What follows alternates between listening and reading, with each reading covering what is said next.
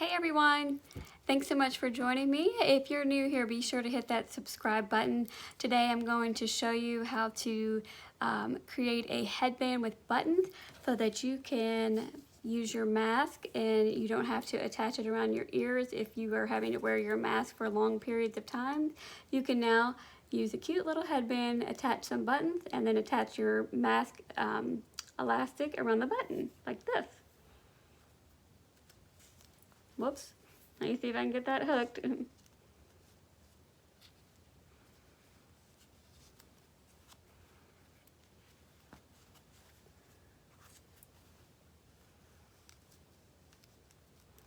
There we go. So now you can see my mask, if you can hear me, is hooked onto the button and not around my ear. So we're going to go ahead and get started. So let me angle you down so you can see. Okay, so what I have is I went to Walmart and just got a pack of the stretch headbands. They come in a pack of 3 or 5. I just got some cute bright colors. And then also at Walmart, I got this cute little button container. I had read that larger buttons work better, and instead of spending a bunch of money, I think this is probably cheaper. This is $10. It comes in a cute little plastic mason jar with a little button lid. Isn't that adorable? So I got this one. It has hot pink, white, and black buttons. There's also another one I bought that was all different shades of gray and black. And I just thought I would see which one I would use more of. I might keep them both, or I might have to take one back. So I just, out of here, and now the buttons in here are all kind of mix and match.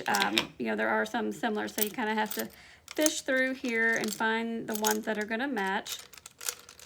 And let's see. Let's shake them out here. So you're going to end up using the larger buttons more. So let's see if we can match them up here with the same ones. And if they don't match, it's not really that big of a deal. The purpose is just to get some buttons on there. And if you wanted it to mix and match the colors, that might be kind of fun. Let me see if I can. Okay, these two look like they go together. All right. So I did 2 headbands, the one that I was wearing right when I started the video, and then I did a second one. And I decided that moving the button back a little bit made it a little bit closer to my ear. And just like the mask, it's going to kind of hit everybody in a different place, but the general area is going to be the same. So what I did first was I got my stretch headband. There is a seam in the back. And if you don't want to buy these, and if you have knit fabric, you can certainly make this as well. But this is just a quick and easy. You don't actually have to make the headband. So this is just the faster route. So here's the seam. So I pulled it in half like this. So the seam, and then I folded it because I wanted to find, the center of the sides. So, and then I just kind of eyeballed. If you want to fold that in half, I'm just going to kind of eyeball it. Oops. Put a pin, but you can also fold in half and make sure that you're in the center of that. And then I'll open it up. And I'm going to fold this right here. And my pin is just like that. So now I've got the fold here. I know that's the center point. So on the first one that I did, I put my buttons right where this pin is. On the second one, I moved it back 1 button space. So depending on the size of your button, I probably moved it back a ½ inch to 1 inch. That just put it on my ear a little bit closer. So this button is a little under 1 inch. And you want to move it towards this center seam. So if my pin, like the center is right here, I might just move this about 3/4 of 1 inch back, and I'm going to put another pin right here. Because I think scooting that back just put it a little bit closer to my ear. It didn't feel like the elastic was pulling up, but more back towards my ear. And you may want to just put the headband on and then mark where you want your buttons to go, but if you're making it for somebody, this is just, you know, general proximity of where to put those buttons. So I hope you can see that good, okay? Now, there are two ways you can put on a button. You can hand sew it, some needle and thread, or you can use your machine. I'm going to show you both. I've got a black button and I've got some white thread. First of all, and I hope you can see this in the camera, you are going to have to use at least two, if not double it up, because you want it to, you need two strands. So what you'll do is you will thread your needle through and then bring it down so that you've got two pieces of your thread and knot it. You can also double that, put two pieces, like get a long piece and then grab both ends and feed it through that way. That gives you 4 strands. But you just want to make sure that you double it up. And better yet, if you want to use some button cording that's just a little bit thicker, because you're going to have this elastic and it is going to be pulling on it. So you're going to, I'm holding my button over where the pin is. Now I can hold that with that pin. If you also want to use a marking pen or some chalk, you can mark the center as well and then take that pin out. But I'm just going to put my button, lay it over that. Pick up my needle. You're going to take your needle, and this is where you kind of do it blindly, and come up from underneath the headband right through the hole of the button. Okay, now it's knotted, and you'll go right back down the other side. Now some buttons are going to have 2 holes, some will have 4. You can, it doesn't matter. You can go side to side. It does not matter. You just got to go from one hole to the next. So I'm just bringing this right back up, pulling it tight, and back down.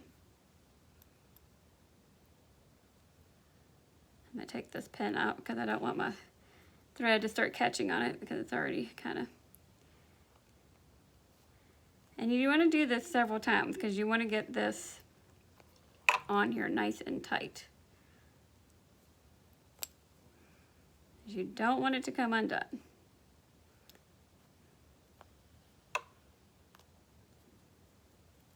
You can kind of pull on it. Okay, that's probably good. So you can see it's sewn on there. Now I'm going to flip this over.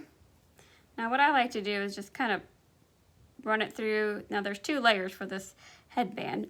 And I'm going to just run it through one layer. You can see right there, I'm just kind of picking up that material. I'm going to run it through here. I'm going to do that one more time and then make a knot. It's just kind of doing a little extra to secure it. Okay, now I have this loop, so I'm going to bring my needle and go through the loop. That's going to make a knot. And then you can also tie a knot. Put your needle through the hole and then pull that up. Okay, so that is secure. Now, the other way to do a button is on your sewing machine. And I'm going to see if I can get my sewing machine to where you can see the settings. On most sewing machines, there is a buttonhole setting. And most buttonholes are the holes for the button. You can see that are spaced the same distance apart. So that way you can use a buttonhole or a button stitch. Just depending on how your machine is set up. All machines are going to be a little different. I have to open mine up. I have to also drop the feed dogs, which means I have to come over here. And the feed dogs are right here underneath the presser foot. So I need to drop those down, and then I have to take the foot off, okay?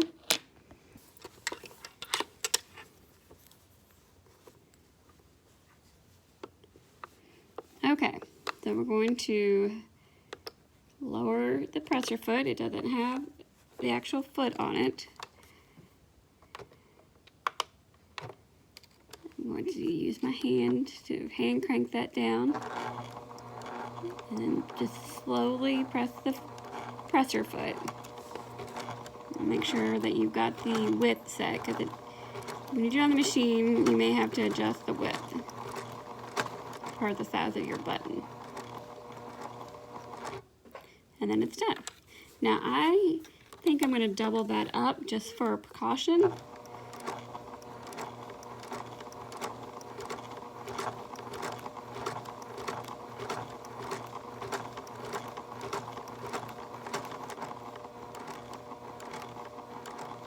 Now I'm just pressing that really slow.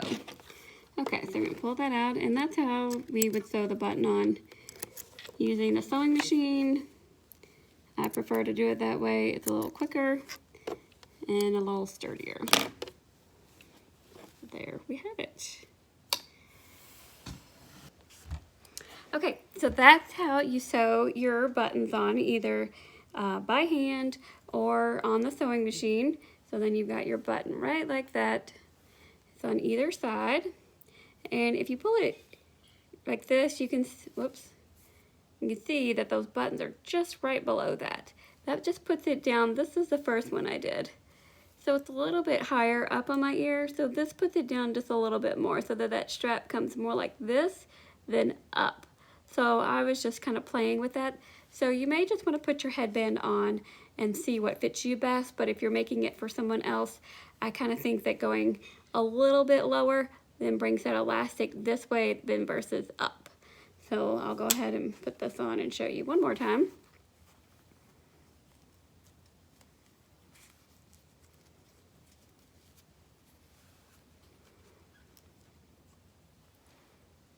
But it works perfect, and then that way it's not pulling too much and it's secure, and then you have these nice buttons, and then you don't have it rubbing behind your ears, because you do want your mask to fit snugly, but you don't want it, rubbing your ear either. So this is just an alternative to hook it onto the headband, and this is just a very quick and easy way to do that. You can get these headbands at Walmart, Walgreens, Kroger, any grocery store, or in the little hair supply section, for ponytails and things like that. They have headbands. So these are very easy to find. Now, we'll do another video and we'll make a cute material one headband, but this is just the quick and easy. But if you want to get fancy and have a pretty one, you can also use, I have some like decorative scarves that are, I wear, I roll them up, and kind of like a bandana, but like a printed scarf, and roll those up and then tie them underneath my hair and wear them as a headband. Same thing. You just need to find where you need to put those points and then sew your buttons on. So you can use a bandana, you can use a scarf, whatever you want to do, or you can make like a fabric headband. I went ahead and used the just knit stretch headband because I didn't want to make a headband where we had to put elastic in it, because with the face mask, elastic of all sizes is in kind of a shortage. So I just figured it would be easier just to get the headband, that already stretched, and we wouldn't have to worry about it. And it would be simple, fast, and easy. So I hope you've enjoyed this video. Be sure to hit that subscribe button, and I'll see you in the next video.